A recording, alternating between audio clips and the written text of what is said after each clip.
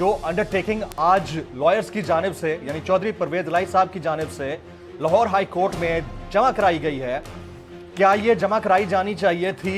लेकिन हमने ये यकीन दहानी कराई है कि जी अगली जो तारीख है आपके पास या उससे पहले अगर वोट ऑफ कॉन्फिडेंस की कार्रवाई मुकम्मल हो जाती है तो असेंबली तहलील नहीं करेंगे। हमें उम्मीद यही है कि हम 11 तक नहीं जाएंगे, हम उससे पहले ही वोट ऑफ कॉन्फिडेंस की प्रोसीडिंग्स मुकम्मल करके तो हम असेंबली तहलील कर देंगे। 17 का 17 को ही कर देते तो आज ये बात ना करना पड़ती ना। इतनी बड़ी तादाद में इस्तीफे आए और ये इलेक्शन हो या फिर आप नेशनल इलेक्शन ना रोक सके, वरना तो फायदा नहीं है असेंबली तोड़ने। सारी सिचुएशन का जो इस वक्त डेवलप हुई है, not only in Punjab KPK, overall इन पाकिस्तान, इसका अल्टीमेट बेनिफिशियरी आपकी नजर में कौन है? बेनिफिशियरी तो इसमें जाहिर है जरदारी शरीफ फैमिली को तो ये फायदा है ना कि देखो 1100 अरब रुपए का तो उन्होंने NRO ले लिया, उनके केसेस जो है सारे खत्म हो गए।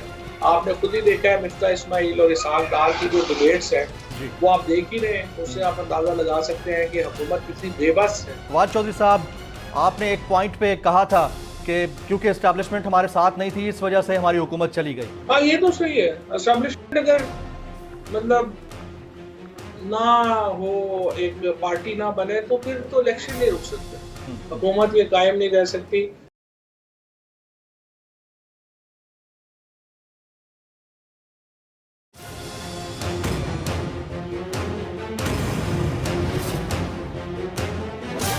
From the Islamabad studios of Bold Network, it's time for Jameel Farooqi on National Debate.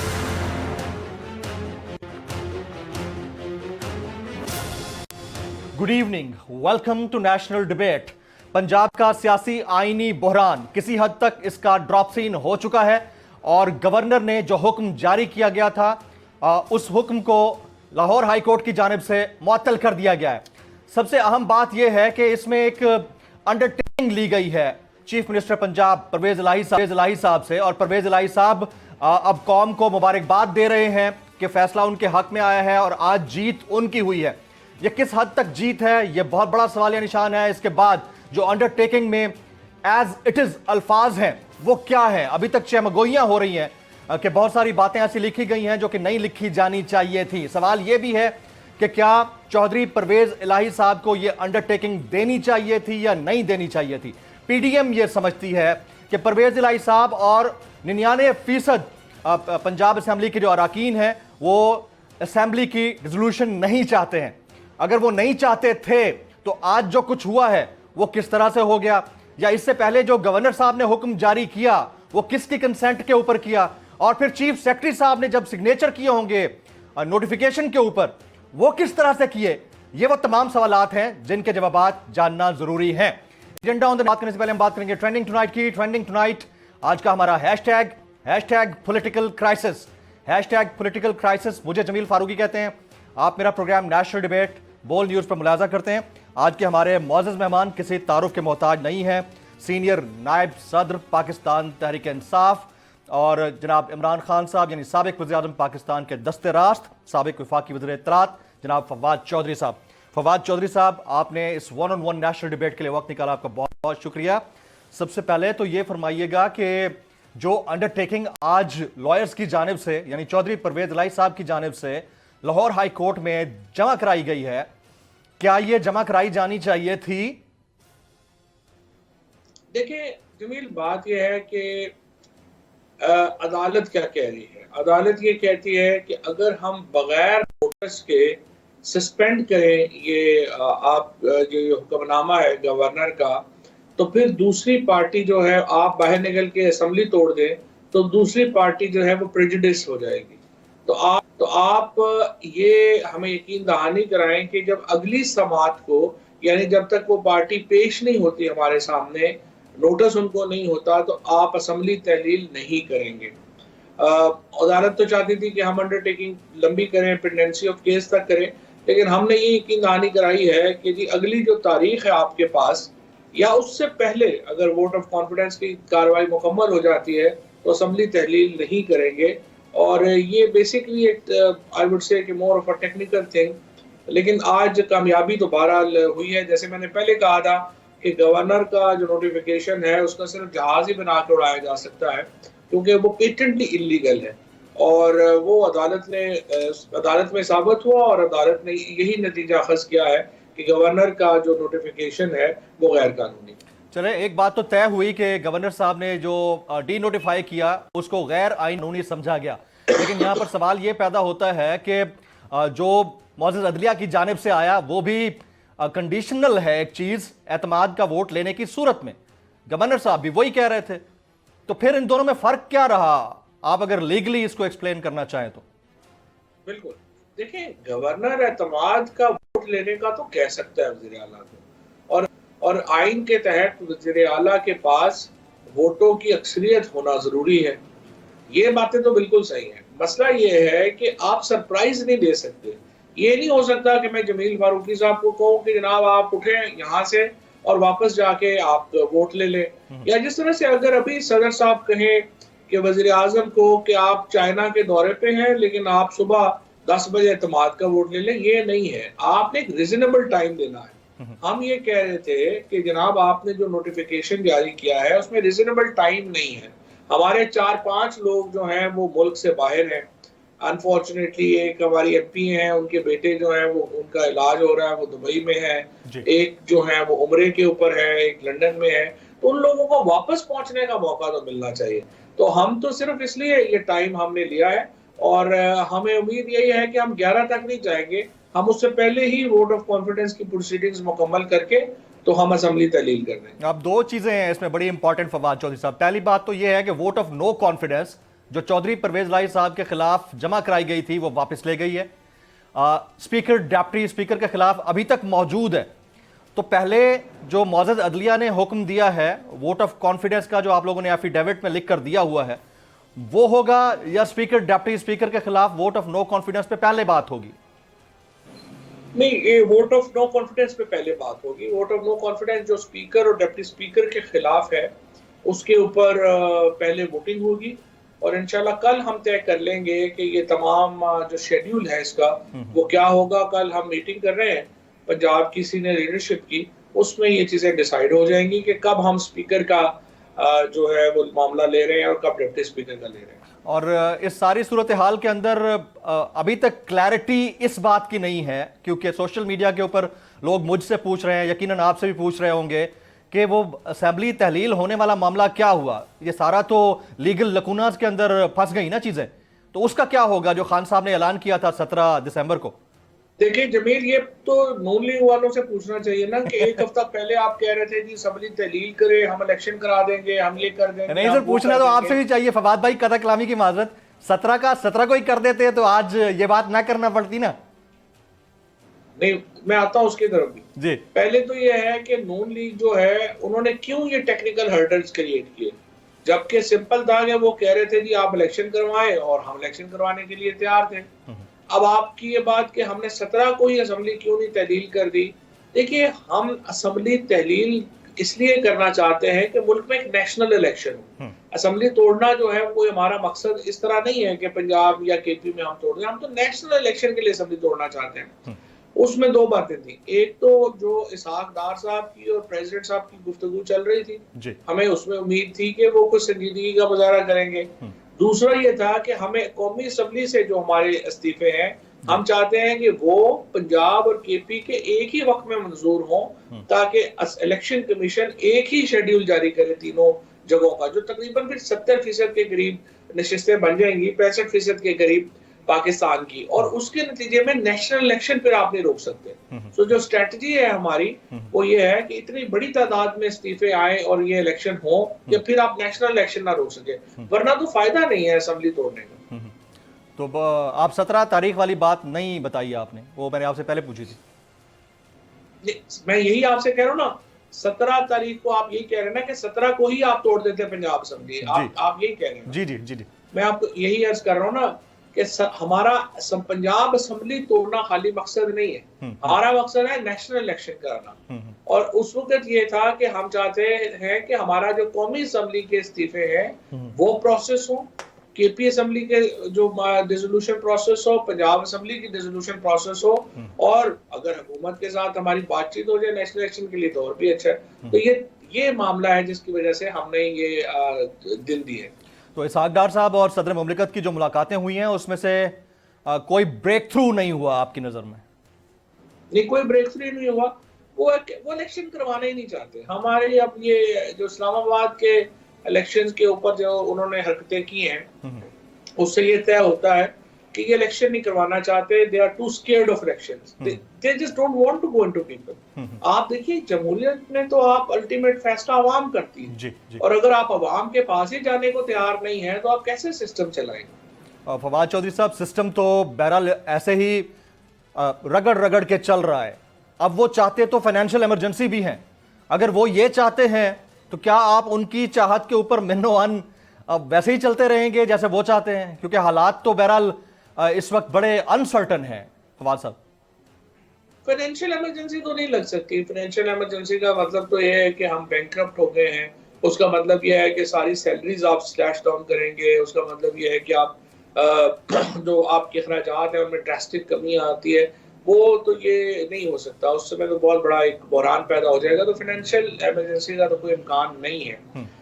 बात यह है कि जमील, हम तो समझते हैं कि पाकिस्तान में एक दूसरे को स्पेस देने की जरूरत है जी। और एक नुक्ते पे पहुंचने की जरूरत है। पाकिस्तान इस वक्त बहुत बड़े बहरान का शिकार है। आज इस्लामाबाद में जो कुछ हुआ, जिस तरह का खुद का हमला हुआ, मईशत आपके सामने है, गवर्नेंस जो है आप देख रहे हैं गिर गई है मुकम्मल तौर के ऊपर। इन मामलात को संभालने के लिए पाकिस्तान में हमें एक बहरहाल एक फ्रेमवर्क चाहिए, लेकिन अनफॉर्चुनेटली मौजूदा हुक्मरानों का अपने पांव से आगे देखने की सलाहियत ही नहीं है। सवाए 60% काबीना इस वक्त जो है क्रिमिनल केसेस में मुलव्वस है और उनका कोई जिंदगी का और मकसद नहीं है सवाए इसके कि हम अपने केस ठीक करा लें, जिसकी वजह से हमारा जो एक पाकिस्तान में हमारी कोशिश एक पूरी यही है कि हम इलेक्शंस की तरफ बढ़ें और ये रोडेट करें।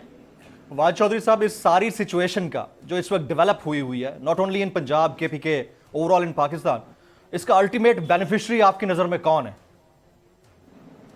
देखिए, बेनिफिशियरी तो इसमें जाहिर है जरदारी शरीफ फैमिली को तो ये फायदा है ना कि देखो 1100 अरब रुपए का तो उन्होंने NRO ले लिया। उनके केसेस जो है सारे खत्म हो गए। अब वो ये वेट कर रहे हैं कि हमारी जो टाइम है अपीलों का वो भी खत्म हो जाए और हमारे केसेस जो है वो सील बंद हो जाए, वो दोबारा खुल ना सके। उसके बाद जो ये तमाम मामलात हैं, बाकी 60% काबीना आप रोजाना सुनते हैं कि किस तरह से फलाने का केस भी विड्रॉ हो गया, फलाने का विड्रॉ हो गया। इन्होंने तो हुकूमत सिर्फ दो चीजों का नाम रखा हुआ है, अपने केसेस सेटल करना और बैरूनी दौरे करना। तीसरा तो कोई काम हमें नजर ही नहीं आता इस हुकूमत में। इतना बड़ा क्राइसिस हो गया अफगानिस्तान के अंदर।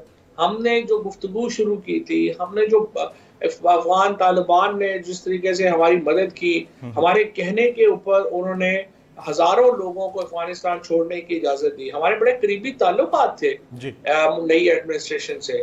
आपने वो तबाह बर्बाद कर दिए हैं। TTP के साथ हमारी जो बातचीत थी वो बड़ी अच्छी और बड़ी सही तरीके से आगे चल रही थी, वो तबाह बर्बाद हो गई है। अब पाकिस्तान में टेररिज्म जो है वापस आ रहा है, गवर्नेंस कोई नहीं है, बिजली तेल हर जगह के ऊपर एक अजाब खड़ा हुआ है। सो एस्टैब्लिशमेंट जो है वो देखते हैं कितनी देर और ये मुल्क किस तरह से नहीं सर, फवाद साहब, हियर क्वेश्चन अराइजेस और वो बड़ा इंपॉर्टेंट है। वो ये कि जब आप लोग ये समझते हैं कि ये 13 जमाती इत्तेहाद का हुकूमत में आना बाय डिजाइन था, तो हालात जो डेवलप हो रहे हैं, क्या आप ये समझते हैं कि ये एक्सीडेंटल हैं या ये भी बाय डिजाइन है? फिर आप कैसे रूगर्दानी कर सकते हैं कि खुदा ना खास्ता फाइनेंशियल इमरजेंसी लग सकती है या नहीं लग सकती?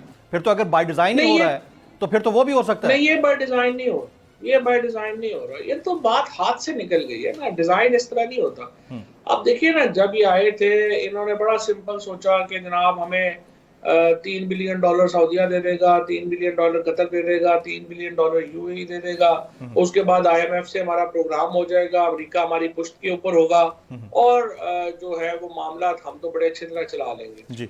वहां पे एक इंटरनेशनल क्राइसिस खड़ा हो गया है। उस इंटरनेशनल क्राइसिस में ये ममालिक पाकिस्तान की इस तरह मदद करने की पोजीशन में ही नहीं रह गए और ना ही। और दूसरा, मैं आपको ये एनालिसिस नहीं, मैं आपको इन्फॉर्मेशन दे सकता हूँ कि कम से कम 2 बड़े जो हमारे अरब मुल्क हैं, जो दोस्त हैं, उन्होंने जो पहले मदद करनी थी, उन्होंने जब देखा कि पाकिस्तान के अंदर अवाम का रिएक्शन इतना नेगेटिव है इन हुक्मरानों को लेके, वो उन्होंने अपना हाथ खींच लिया। कौन से मुमालिक? तो उन्होंने कौन से मुमालिक सर?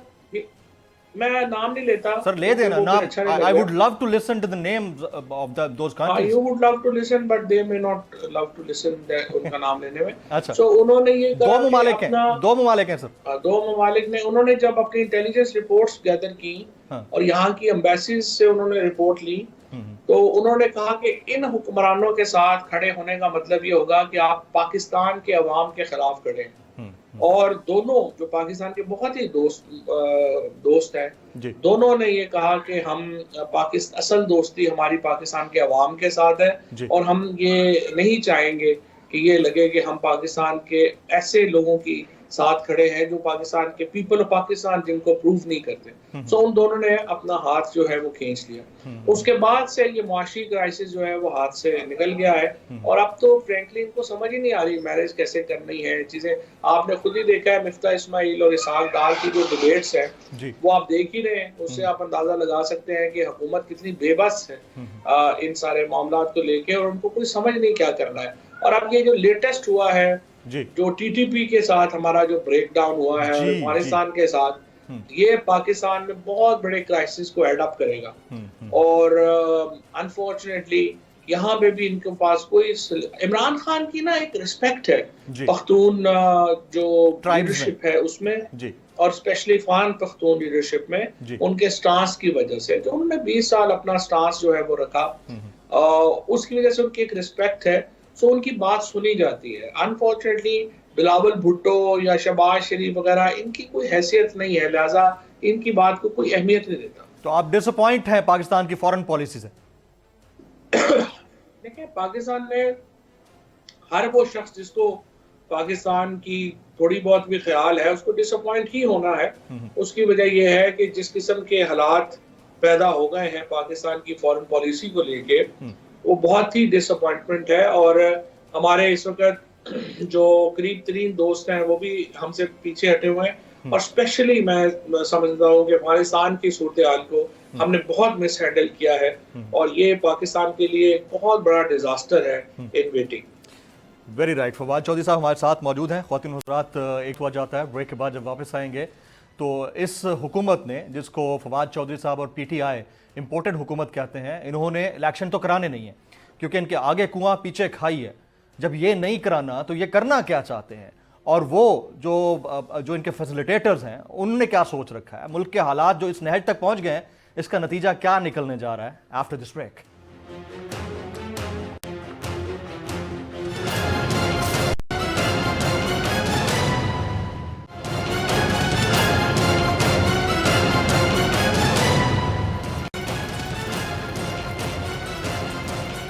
मैं पाकिस्तान के सीजन्ड पॉलिटिशियन, पाकिस्तान तहरीक इंसाफ के सीनियर रहनुमा, साबिक वफाकी वज़ीर इत्तलात जनाब फवाद चौधरी साहब को इस 1-on-1 नेशनल डिबेट में एक बार फिर से खुश आमदीद कहता हूँ। फवाद चौधरी साहब, आपने एक पॉइंट पे कहा था कि क्योंकि इस्टेब्लिशमेंट हमारे साथ नहीं थी इस वजह से हमारी हुकूमत चली गई। आप हुकूमत में अब इसलिए नहीं आ पा रहे क्योंकि इस्टेब्लिशमेंट आपके साथ नहीं है। इज दैट राइट और रॉन्ग सर? हाँ, ये तो सही है। इस्टेब्लिशमेंट अगर मतलब ना हो, एक पार्टी ना बने तो फिर तो इलेक्शन नहीं रुक सकते, हुकूमत ये कायम नहीं रह सकती। और नई लीडरशिप आई है तो देखते हैं कि कैसे वो अपनी जो कंटिन्यूएशन ऑफ पॉलिसी करते हैं या वो अपनी एक नई इसको जो है वो देखते हैं। पाकिस्तान में आर्मी चीफ जो है वो उसका ओहदे में बड़ी ताकत है, वो बड़ा पावरफुल है और उन्होंने फैसला करना है कि वो किस तरह से पाकिस्तान को आगे लेके जाना चाहते हैं।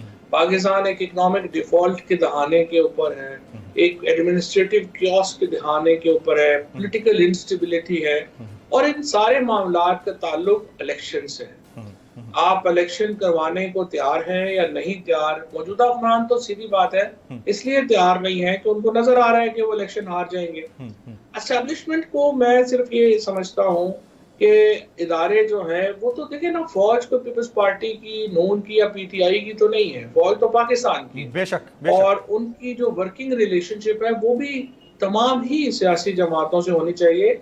और एक मैं आपको और बात बताऊं, इमरान खान जो है वो एक इस वक्त जो है वो मैं समझता हूँ ब्लेसिंग है, एक नेमत है कि हमारे पास एक नेशनल लीडर मौजूद है। हमारे पास तहरीक इंसाफ जैसी एक ऐसी जमात मौजूद है जो चारों सूबों में, दोनों रीजन्स में, चांगी से लेके खैबर के पहाड़ों तक और कराची से लेके लाहौर तक इमरान खान की आवाज सुनी जाती है। उनकी जो उनका जो बयानिया है वो लोगों उसको अपनाते हैं। सो ऐसा लीडर तो होना किसी भी कौम के लिए एक बड़ी ब्लेसिंग है कि जिसका इन्फ्लुएंस है। और मैं आपको बताऊं कि खैबर पख्तूनख्वा की जो सारी इस वक्त एंटी पाकिस्तान फोर्सेस हैं वो पीटीआई के खिलाफ है। जो सारे ट्रेडिशनल प्रो पाकिस्तान खैबर पख्तूनख्वा की फोर्सेस हैं वो तो इमरान खान उनको रिप्रेजेंट करते हैं। जी, जी। तो ये भी एक चीजें हैं जिनको सोचना चाहिए एस्टैब्लिशमेंट को, और एक नेशनल लीडर और नेशनल पार्टी को जो स्क्वीज करने की कोशिश है वो नहीं होनी चाहिए। बल्कि ये तो मैं तो समझता हूँ कि एस्टैब्लिशमेंट को पार्टनर करना चाहिए, क्योंकि ये पाकिस्तान की यकजहती के लिए जरूरी है। पाकिस्तान की यकजहती के लिए भी जरूरी है। और दूसरा, देयर इज अ फिनोमेना, वो कहा जाता है कि one should not knock at the wrong door.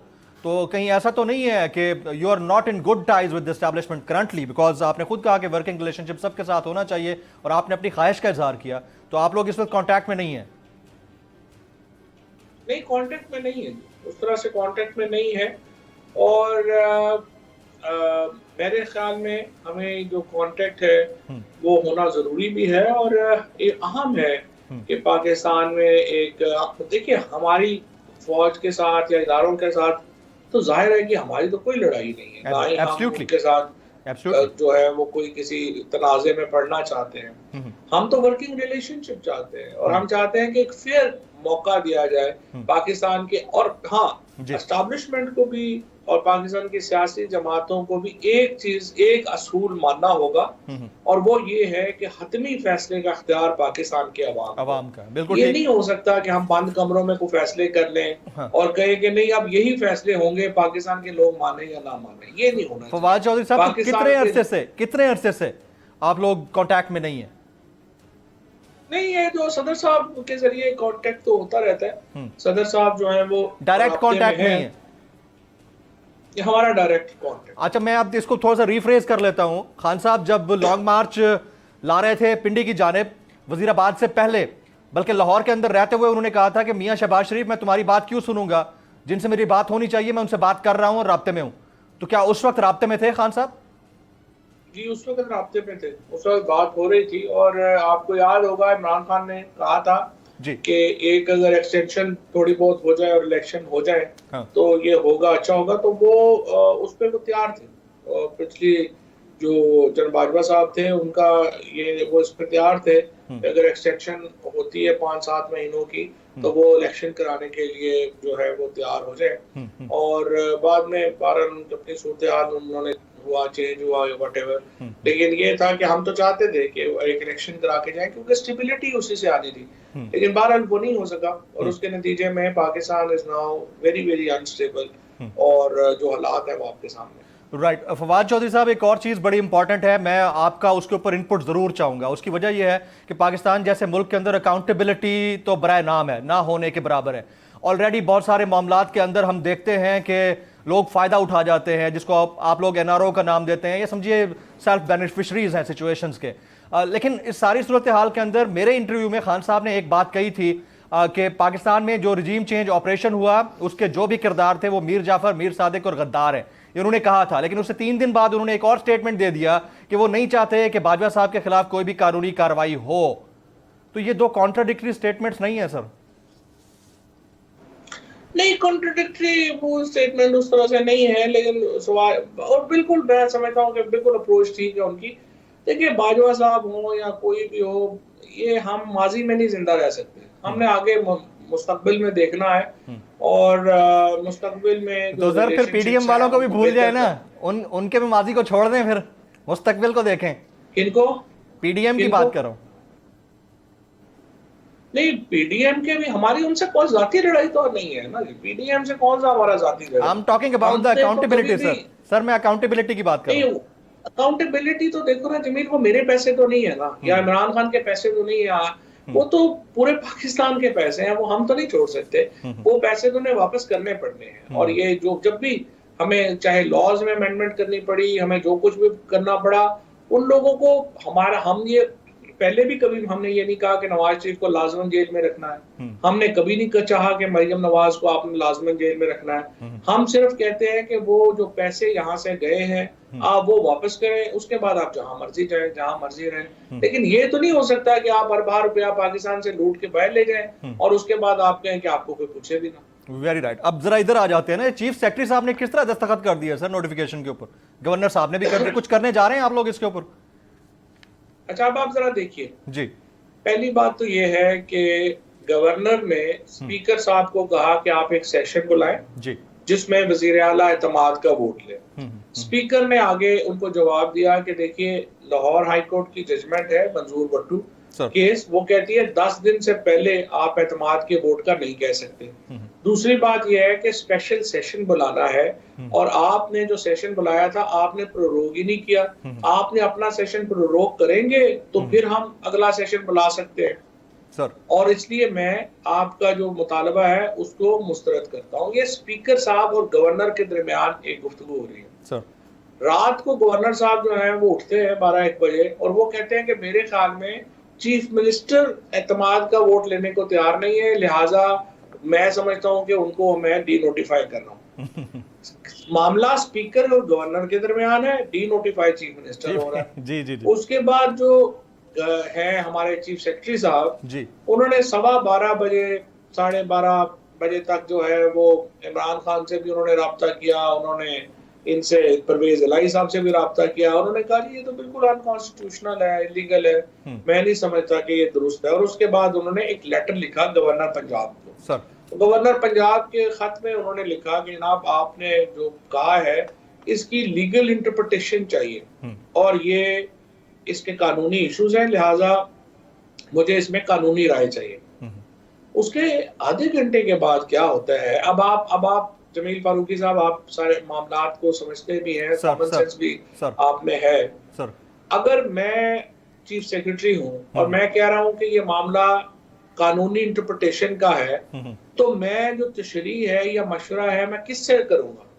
मैं लॉ मिनिस्ट्री से करूंगा। एब्सोल्युटली, वज़ारत कानून एडवोकेट जनरल जी जी या मैं एडवोकेट जनरल ऑफिस से करूंगा जी, क्योंकि ये रूल्स ऑफ बिजनेस में लिखा हुआ है ऐसा ही है कि जहां पर भी लीगल कोई इंटरप्रिटेशन इन्वॉल्व होगी या मैं मिनिस्ट्री से करूंगा या मैं एडवोकेट जनरल से करूंगा। ये क्या करते हैं कि गवर्नर पंजाब के प्राइवेट काउंसिल जो गवर्नर साहब के जाती वकला है उनके साथ एक बैठ लीगल एडवाइस बनवाते हैं गवर्नर साहब और वो लीगल एडवाइस चीफ सेक्रेटरी को भेज देते हैं और चीफ सेक्रेटरी साहब को वहां पे जबरदस्ती उनसे जो है वो साइन कराए जाते हैं। चीफ सेक्रेटरी जो है वो शरीफ आदमी है और लेट्स सी कि वो कब पूरा रिवील करते हैं कि उनके साथ क्या क्या हुआ। सर शरीफ तो इस मुल्क में बहुत हैं, शुरफा की तो कोई कमी नहीं है, तो कोई कार्रवाई होगी कोई कानूनी? अब तो गवर्नमेंट आपकी ही है जाहिर है।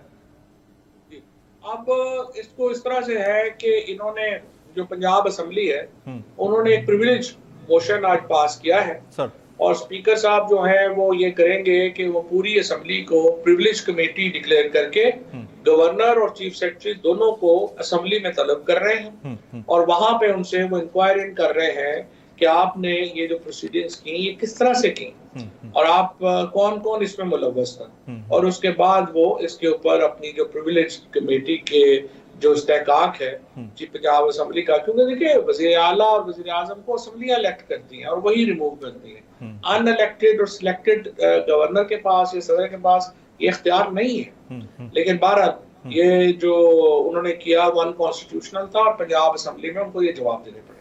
फवाद चौधरी साहब, परवेज इलाही साहब आपकी तरफ से खेल रहे हैं, पीडीएम की तरफ से खेल रहे हैं? देखिए परवेज इलाही साहब अपनी तरफ से खेल रहे हैं, वो उनको कोई वो हमारी पार्टी का हिस्सा नहीं है और ना ही हमारी उनकी सियासत जो है वो पीटीआई की सियासत है। वो पीटीआई के इत्तेहादी हैं और इत्तेहादी इसलिए हैं कि पीटीआई की पॉलिटिक्स में उन्हें अपना फ्यूचर नजर आता है।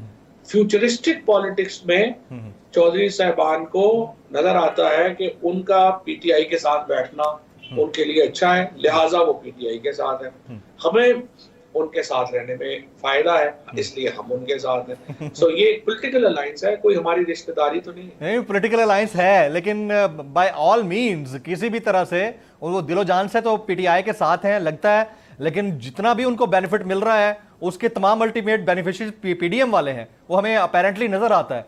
ऐसा ही है, ये इदराक पीटीआई के कैंप के अंदर भी है कि गुड कॉप बैड कॉप की पॉलिसी चल रही है, और कहीं यार ये वो तो नहीं है कि appearances are some time deceptive, ऐसा तो नहीं है सर? पीडीएम को चौधरी परवेज इलाही के होने का अब तक तो कोई फायदा नहीं हुआ, और इसीलिए पीडीएम उनको हटाना भी चाहती है। सो ये तो दुरुस्त नहीं है कि वो पीडीएम को फायदा हो रहा है उनके होने का। पीडीएम को तो शदीद नुकसान है उनके होने का, और वो हटा के उनको हमजा शहबाज जैसा कोई आदमी यहाँ पे लगाना चाहते हैं। तो आपको लगता है कि अगर खुदा ना ख्वास्ता आने वाले दिनों में जिस तरह वोट ऑफ कॉन्फिडेंस की बात चल रही है और जिस तरह आपने दावा किया, बल्कि पहले उसकी तरफ आ जाते हैं, ये कितने लोगों को पैसों की ऑफर हुई है सर अराकीन असेंबली को, जरा इसका तो बताइए।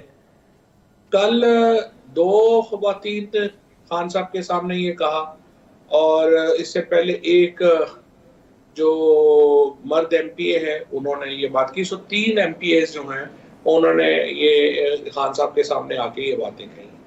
कितने पैसों की ऑफर हुई है उनको? 2 ने बताया था कि 5-5 करोड़ की ऑफर। और किसने ऑफर की है?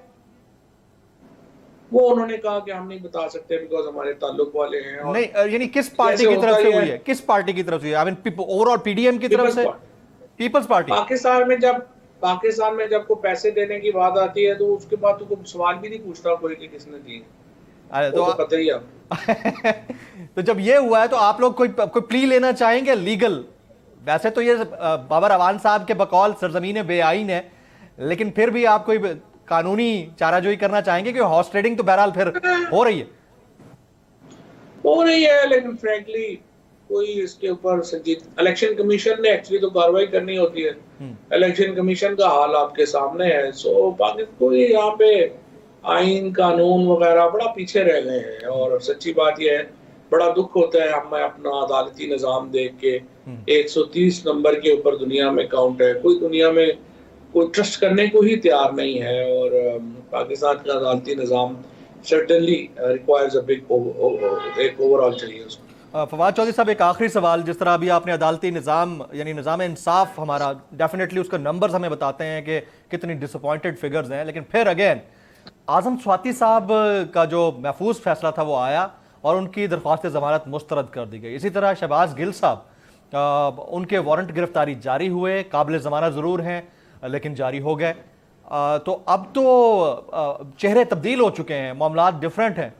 तो इस सूरत में भी अगर ये हो रहा है तो फिर आप किस तरह इतनी ज्यादा तवक्कुआत रख सकते हैं सिस्टम से? तवक्कुआत तो कम होती जा रही है सिस्टम से। आज़म स्वाति साहब के केस को जिस तरीके से देखें, मुझे तो समझ नहीं आ रही। पूरी दुनिया में बदनामी हो रही है और पूरी दुनिया में एक पाकिस्तान का मजाक उड़ रहा है। हमारे अदालती निज़ाम का तो बिल्कुल बैठ गया है सर। और ये 5, 7, 8 लोग 10-15 होंगे जिनका कोई मुफाद होगा, लेकिन ओवरऑल पाकिस्तान को बहुत शर्मिंदगी का सामना करना पड़ रहा है इन हरकतों से। और लोग जो हैं वो देखते हैं, और ये होता ही है कि इस तरह के वाकयात पे फौरी रिएक्शन ना भी हो तो उसको रिकॉर्ड में रख लिया जाता है। जी। और फिर जब आपके जीपीएस या जीएसपी प्लस वगैरह या ट्रेड एग्रीमेंट्स और चीजें जहाँ पे ब्लैकमेल करने का मौका होता है, फिर वहाँ ब्लैकमेल होता है, मुल्क ब्लैकमेल होता है।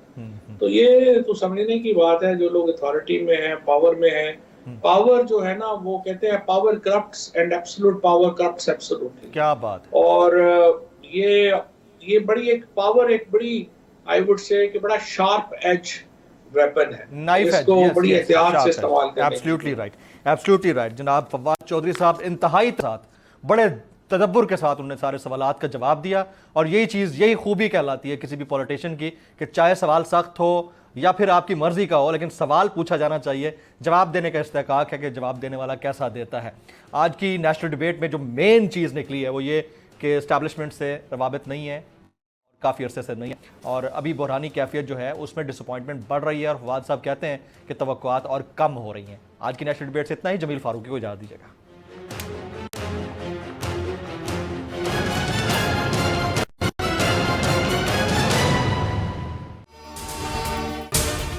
अगर आपको ये वीडियो पसंद आई हो तो सब्सक्राइब कीजिए और बेल आइकन जरूर हिट कीजिएगा। हकीकी आजादी की जंग में बोल भी कप्तान के हम कदम। इलेक्शन कराओ मुल्क बचाओ की लाइव ट्रांसमिशन, दिखाई लम्हा बलम्हा सूरत हाल। रील और रेटिंग में भी बोल न्यूज रहा नंबर 1। सब्सक्राइब करें और बेल दबाएं ताकि कोई खबर रह न जाए।